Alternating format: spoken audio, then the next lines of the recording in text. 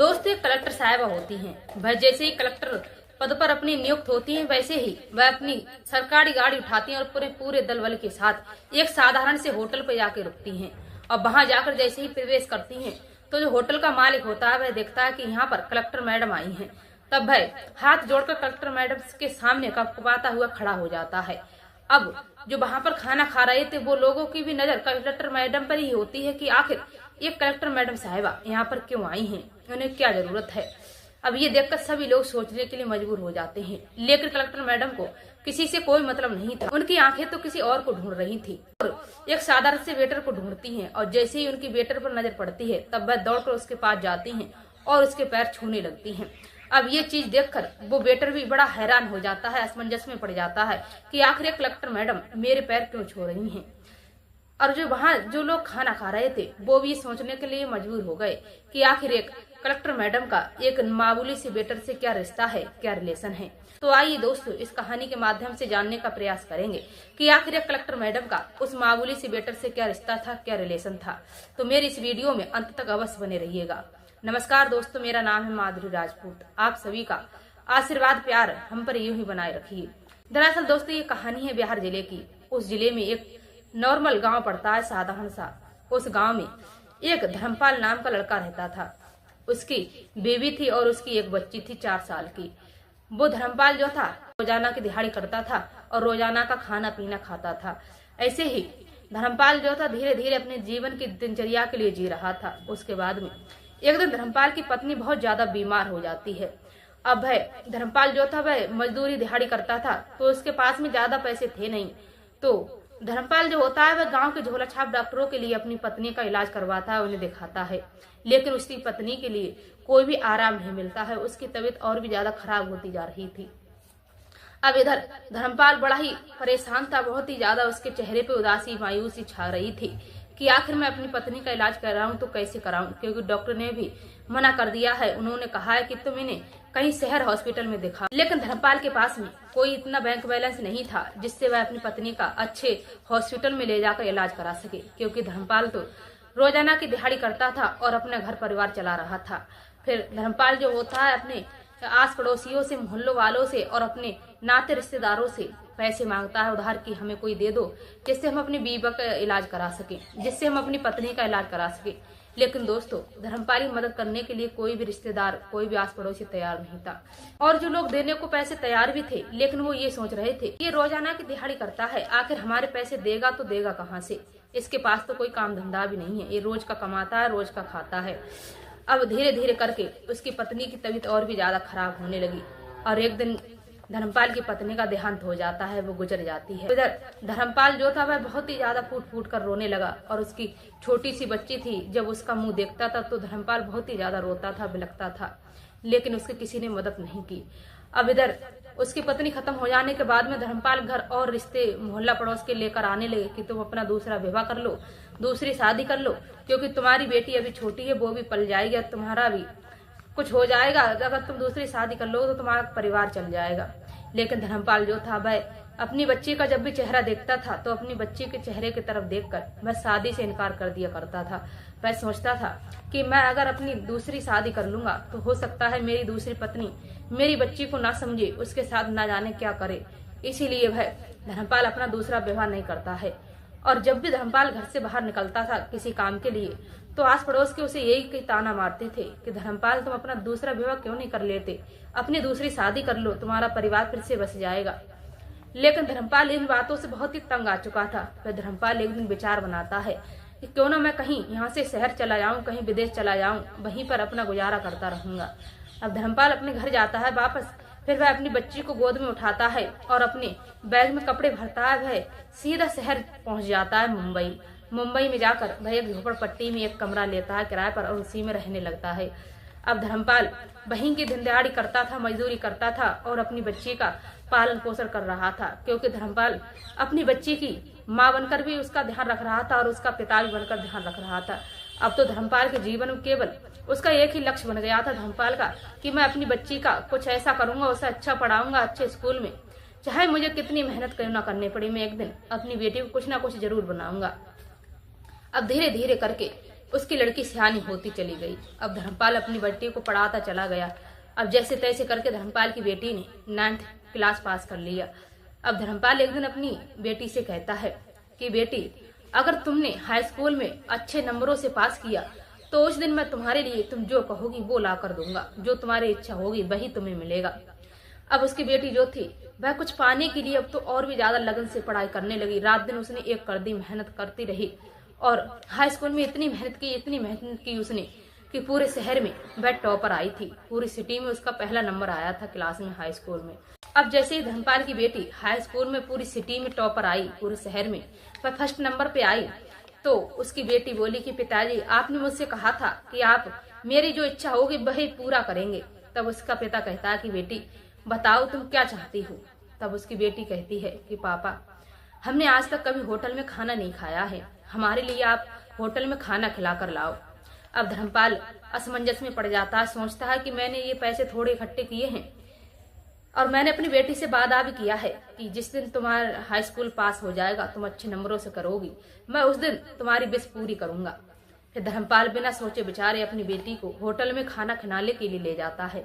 वहीं एक पास छोटा सा होटल होता है, साधारण सा, उसी में ले जाता है। फिर जैसे ही धर्मपाल होटल में पहुंचता है तो वहां से उसे लोग इग्नोर कर रहे थे, उसकी तरफ कोई नहीं देख रहा था, क्योंकि धर्मपाल जो था वो बिल्कुल मजदूरी वालों कपड़े में था, बिल्कुल नॉर्मल व्यक्ति था और इसीलिए उसे कोई नहीं देख रहा था, क्योंकि होटलों में तो बड़े बड़े लोगों को जल्दी पकड़ते हैं वेटर। फिर एक वेटर होता है जिसके अंदर इंसानियत थी, वो वेटर का नाम था बाबूराम। बाबूराम धर्मपाल को देखकर उसके पास आता है और कहता है कि सर आप क्या लेंगे, आपको क्या चाहिए खाने में। फिर धर्मपाल कहता है कि सर हमें कुछ नहीं चाहिए, मेरी बेटी को कुछ खाना है, क्योंकि मेरी बेटी से मैंने वादा किया था कि अगर तुम हाई स्कूल अच्छे नंबरों से पास कर लोगी तो मैं तुम्हारी विश जरूर पूरी करूंगा, जो तुम चाहोगी वो तुम्हें दूंगा।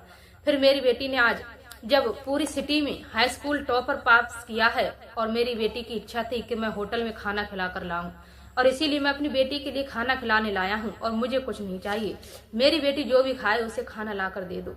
अब बाबूराम बड़ा ही असमंजस में पड़ जाता है, सोचने के लिए मजबूर हो गया था। वो बहुत दुखी था कि कहाँ एक लड़की टॉपर आई है। तब वह कहता है कि सर आप भी खाना खाइए, आज आपको मेरी तरफ से खाना होगा, आप पैसों की चिंता मत कीजिए।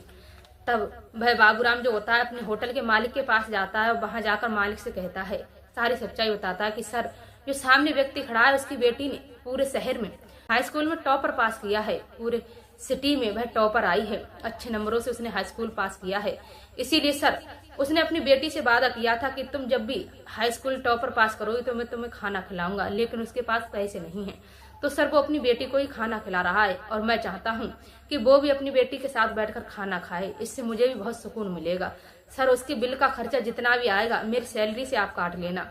अब जैसे ही होटल का मालिक ये बात सुनता है तो वो भी बाबूराम का साथ देने लगता है। वो कहता है कि तुम जाओ, जितना खाना वो खाएं वो सारे तरीके के खाना वहां रखवा दो, जो भी उसकी बेटी और पिता खाना खाएं उस तरीके के सारे खाने टेबल पे सजवा दो और उनसे कहो आज का खाना हमारी तरफ से है।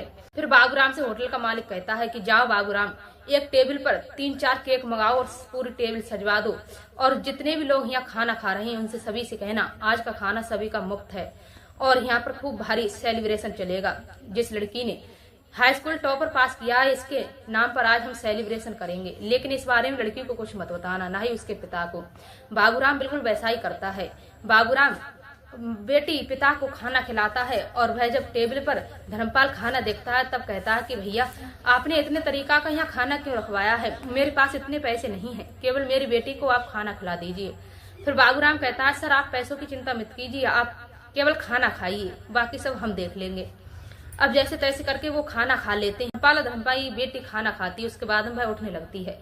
फिर बाबूराम जैसे धर्मपाल को रोकता है, आवाज देता है, तब वह डर जाता है कहीं पैसे तो न मांगने लगे। फिर वह बाबूराम जिस टेबल पर केक सजे हुए थे वहां उसकी बेटी को ले जाता है धर्मपाल के लिए। तब उसकी बेटी से वही केक कटवाता है और बहुत ही भारी सेलिब्रेशन चलती है और सारी मिठाइयाँ जो होटल का मालिक था उसकी बेटी और पिता को देते हैं कि जाओ अपने घर ये बंटवा देना। और पूरे होटल में जो होटल का मालिक था मिठाइयाँ बंटवाता है। अब इधर धर्मपाल और धर्मपाल की बेटी वो सारी मिठाइयाँ लेकर घर आ जाती हैं, वो भी अपने आस पड़ोसियों में बंटवा देती हैं। फिर धर्मपाल की बेटी जैसे ही घर आती है तब वह सोचने के लिए मजबूर हो जाती है कि आज मैंने केवल हाई स्कूल अच्छे रैंकों से पास किया है, पूरी सिटी में टॉपर आई हूँ, तो आज मेरी इतना सम्मान है, इतनी इज्जत मिली है मुझे। अब वह कहती है क्यों ना मैं पढ़ाई करूँ, पढ़ाई से ही सम्मान मिलता है। अब धर्मपाल की बेटी अपने पिता से कहती है कि पिताजी मुझे और पढ़ना है। अब धर्मपाल रात दिन मेहनत मजदूरी करता है और उसकी बेटी जो थी वो भी अब तो ये देखकर रात दिन एक कर देती है, हद से ज्यादा पढ़ाई करने लगती है कि सोचती है कि पढ़ाई से ही सम्मान मिलता है, लोग पढ़ाई से ही इज्जत करते हैं। आज मैंने जो देखा है अब तो मुझे इतना जुनून भर गया। अब वह कहती है कि अब तो मैंने बस सोचती है कि आज जो मेरे साथ हुआ है, जो मैंने इतना सम्मान देखा है, अब तो मेरे अंदर एक और ही जुनून पैदा हुआ है। आज अब मैं पढ़ाई ही करूंगी और पढ़ाई करके कुछ बनना चाहती हूँ और कुछ बनकर दिखाऊंगी। अब जैसे तैसे करके धर्मपाल की बेटी ग्रेजुएशन कर लेती है। ग्रेजुएशन करने के बाद में जब वह यूपीएससी की तैयारी करती है, यूपीएससी तैयारी करने के बाद में वह जो कलेक्टर साहिबा के पद निकले थे उसमें फार्म अप्लाई कर देती है और वह बड़े ही मेहनत से पढ़ाई करती है और उसमें उसका सिलेक्शन हो जाता है। जैसे ही धर्मपाल की बेटी एक दिन जिला कलेक्टर बन जाती है तब वह अपना कारोबार संभालने लगती है। तब उसी कलेक्टर साहिबा की कुर्सी पर बैठकर वह एक दिन बहुत ही ज्यादा रोती है और बहुत ही बुरी तरीके से रोने लगी। उसे याद आ गई थी कि किसी ने एक बार मेरे पास खाने के लिए पैसे नहीं थे मेरे पिता के पास, तो मुझे होटल में खाना खिलाया था। उस समय मैंने केवल हाई स्कूल पास किया था और आज मैं कलेक्टर बन गई हूँ। उन्हीं के आशीर्वाद से उन्हीं ने एक जुनून पैदा कर दिया था मेरे अंदर, एक नई किरण जागी थी और वही लगन से वही मेहनत से मैंने पढ़ाई की, तो आज मैं कलेक्टर बन गई हूँ। फिर वह अपने ड्राइवर से कहती है कि ड्राइवर गाड़ी निकालो, हमें कहीं जाना है। अब उसके ड्राइवर और सिक्योरिटी गार्ड उस गाड़ी में सवार होते हैं और कलेक्टर साहिबा बन गई थी धर्मपाल की बेटी, वो सीधा उसी होटल में जाती हैं जहाँ साधारण सा होटल था जिसमें उन्होंने खाना खाया था। फिर जैसे ही वह उस होटल पे जाकर उतरती हैं गाड़ी से और वहां अंदर प्रवेश करती हैं होटल में, तो होटल का मालिक होता है कलेक्टर साहिबा को देखकर वह हाथ जोड़कर उनके सामने कपकपाता हुआ खड़ा हो जाता है। अब इधर जो लोग खाना खा रहे थे वो भी ये देखकर हैरान हो गए, असमंजस में पड़ गए कि आखिर एक कलेक्टर साहिबा यहाँ पर क्यों आई हैं, इनका क्या कारण है, आखिर बात क्या है। लेकिन कलेक्टर साहिबा इस चीज से अनजान थी, उन्हें किसी से कोई मतलब नहीं था। उनकी आंखें तो किसी और को ढूंढ रही थी। वही जो बेटर था उसे ही उसकी आंखें ढूंढ रही थी जो बाबूराम बेटर ने उसे खाना खिलाया था। जैसे ही कलेक्टर साहिबा की बाबूराम बेटर पर नजर पड़ती तब वह उसके पास दौड़ कर जाती और उसके पैर छूने लगती हैं। अब इधर बाबूराम जो था वो भी देखकर हैरान हो गया कि आखिर एक कलेक्टर साहिबा मेरे पैर क्यों छू रही हैं। तब वह कहता अरे मैडम आपको क्या गलतफहमी हो गई, आप मेरे पैर क्यों छू रही हैं। फिर कलेक्टर साहिबा रोती हुई और मुस्कुराती हुई कहती हैं कि काका शायद आपने मुझे पहचाना नहीं, मैं वही लड़की हूँ कि एक बार मैं अपने पिता के साथ इस होटल में खाना खाने के लिए आई थी। उस वक्त मैंने पूरे शहर में, पूरी सिटी में हाई स्कूल टॉपर पास किया था, अच्छे रैंकों से पास किया था। तब आपने मुझे खाना खिलाया था और ढेर सारे आशीर्वाद दिए थे। उसी समय मुझ में इतना जुनून भर गया था कि लोग पढ़ाई से ही इज्जत करते हैं, सम्मान मिलता है और इसीलिए मैंने रात दिन एक कर दिया पढ़ाई के लिए और मैं आज कलेक्टर साहिबा के पद पर बैठ गई हूँ। आज मुझे जिला कलेक्टर पद मिल गया है। फिर जो कलेक्टर मैडम थी वह बाबूराम बेटर से गले लिपट कर रोने लगती हैं और इधर बेटर भी फूट फूट कर रोने लगता है। वो सोचता है कि बेटी आज तक मेरा इतना सम्मान किसी ने नहीं किया है और तुम मुझे भूली नहीं, जो तुमने मुझे याद रखा और तुम यहाँ दौड़ी चली आई। फिर वह बाबूराम बेटर से पूछती है कि काका वो होटल के मालिक कहाँ हैं, मुझे उनसे भी मिलना है। तब बाबूराम बेटर बताता है कि बेटी वो यहाँ नहीं रहते, उन्होंने ये होटल बेच दिया है, ये दूसरे मालिक हैं। तब वो मालिक से बात करती है। तब मालिक दूसरा जो मालिक था वह बताता है कि मैडम उनका एक्सीडेंट हो गया था, तो वो एक्सीडेंट होने के बाद में उन्होंने बहुत ज्यादा दारू पीनी शुरू कर दी थी और इसी कारण से उनका काम लो हो गया था, वो कारोबार संभाल नहीं पा रहे थे, तो उन्होंने अपना होटल बेच दिया और मैं इसका मालिक हूँ। तब वह बताता है कि वो मालिक जो है पुराने वाले, वो बाबूराम के घर पर ही रहते हैं। बाबूराम जो है उनके पिता की तरह सेवा करता है, उन्हें अपने बिल्कुल पिता की तरह मानता है। तब कलेक्टर मैडम जो होती हैं बाबूराम बेटर को अपनी गाड़ी में बिठाती हैं और बाबूराम के घर पहुंच जाती हैं अपने पुराने वाले होटल के मालिक से मिलने। अब जैसे ही वह बाबूराम के घर पर उतरती हैं तो देखती हैं कि जो होटल का पुराना वाला मालिक था चारपाई पे बैठा हुआ बुरे तरीके से खांस रहा है। अब दौड़कर मैडम उसके पास जाती हैं तो उसके भी पैर छूने लगती हैं। तब वह खांसता हुआ कहता है कि बेटी आप कौन हो और मेरे पैर क्यों छू रही हो। वो आशीर्वाद देते हैं और ये भी बात पूछते हैं। तब कलेक्टर मैडम कहती हैं कि बाबा आपने मुझे पहचाना नहीं, मैं वही हूँ जो आपने मेरे हाई स्कूल पास होने पर आपने होटल में बहुत ही बड़ा सेलिब्रेशन किया था और बहुत सारा सबके लिए खाना खिलाया था मुफ्त में। तब वह पहचान लेते हैं और वो भी आंखों में आंसू भर लेते हैं। तब वह कहती है कि बाबा, अगर उस दिन आप मेरा इतना सम्मान नहीं करते और इतनी इज्जत नहीं मिलती तो शायद मैं आज कुछ नहीं कर पाती।